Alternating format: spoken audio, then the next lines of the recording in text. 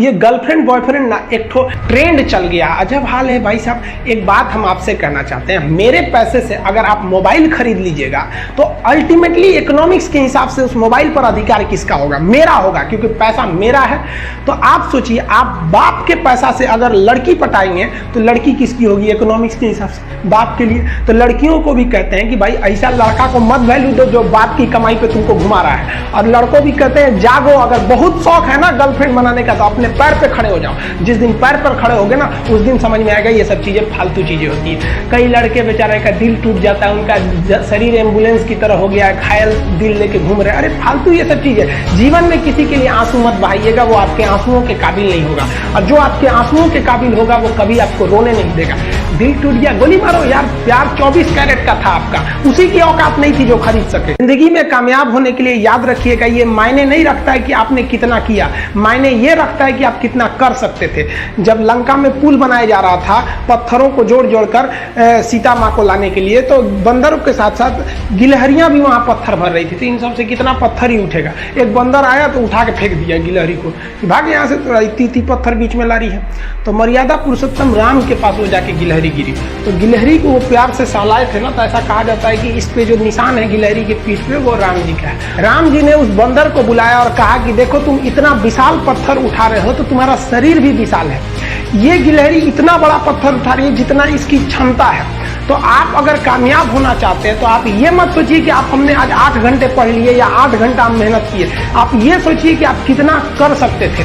और देखिए, जो सपने देखते हैं उनके लिए तो पूरी रात छोटी पड़ जाती है, और सपने पूरे करने वाले के लिए पूरा दिन छोटा पड़ जाता है। अगर आपके अंदर जिम्मेदारी है ना, तो आप यकीन मानिए आप चैन से सो नहीं पाएंगे। जिम्मेदारी ऐसी चीज होती है जो रातों की नींद छीन लेती है। रात में जगने वाला हर लड़का आशिक नहीं होता। पैसा और समय में तालमेल बिठाना बहुत जरूरी होता है। पैसा कहता है कि तू कुछ करेगा तो हम आएंगे, जबकि लोग गलती करते हैं, लोग कहते हैं कि पैसा आएगा तब हम कुछ करेंगे। ऐसा नहीं है। पैसा कहता है कि तू मुझे आज बचा ले, मैं कल तुझे बचा लूंगा। पैसा बेशक भगवान नहीं है और ना ये आपके साथ ऊपर तक जाएगा, लेकिन पैसा जब तक आपके साथ है ना तब तक आपको नीचे गिरने नहीं देगा। देखिए, पैसा जीवन में बहुत कुछ है, बहुत कुछ, लेकिन पैसा सब कुछ नहीं है।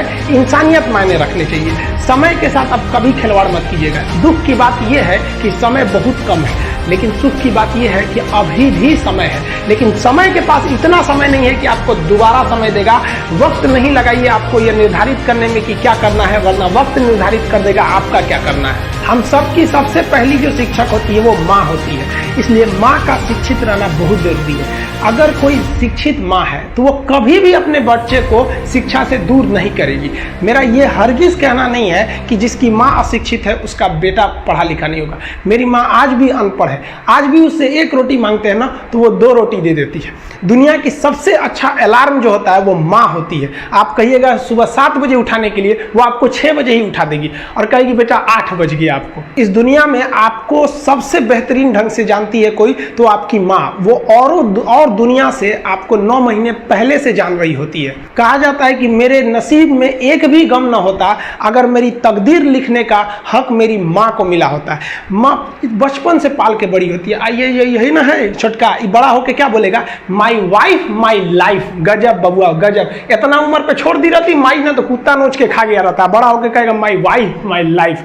कभी भी माँ बाप से आप ऊंचे आवाज में बात नहीं कीजिएगा, वरना आपको शिक्षित कहलाने का कोई अधिकार नहीं है। और बाप जो होता है ना वो बड़ा खुददार इंसान होता है, कभी बोल नहीं पाता है। माँ तो बोल भी देती है ना, बाप बोल नहीं पाता है। जेब खाली रहने के बावजूद मैंने बाप को कभी ना कहते नहीं देखा। इस दुनिया में बाप से रईस इंसान मैंने नहीं देखा। देखते होंगे कुछ लोग आपके गलत बात का भी जवाब नहीं दे पाते हैं, तो जवाब देने भाई साहब सबको आता है। बीच में माँ बाप का संस्कार चला आता है, और संस्कार बहुत चीज होती है। संस्कार यदि आपके अंदर है तो सब कुछ हारने के बाद भी आप जीत सकते हैं, और अगर संस्कार की जगह अहंकार आ गया ना तो जीता हुआ भी चीजों को हार सकते हैं। कमजोर व्यक्ति ही दूसरे काम का बदला लेता है, लेकिन जो ताकतवर होता है वो माफ कर देता है। लेकिन जो बुद्धिमान व्यक्ति होता है वो इग्नोर कर देता है, नजरअंदाज कर देता है और बच के निकल जाता है। क्योंकि अगर कोई व्यक्ति आपको पहली बार धोखा दिया तो इसमें उस व्यक्ति का गलती है, लेकिन वही व्यक्ति अगर दोबारा धोखा दिया तो इसमें आपकी गलती है।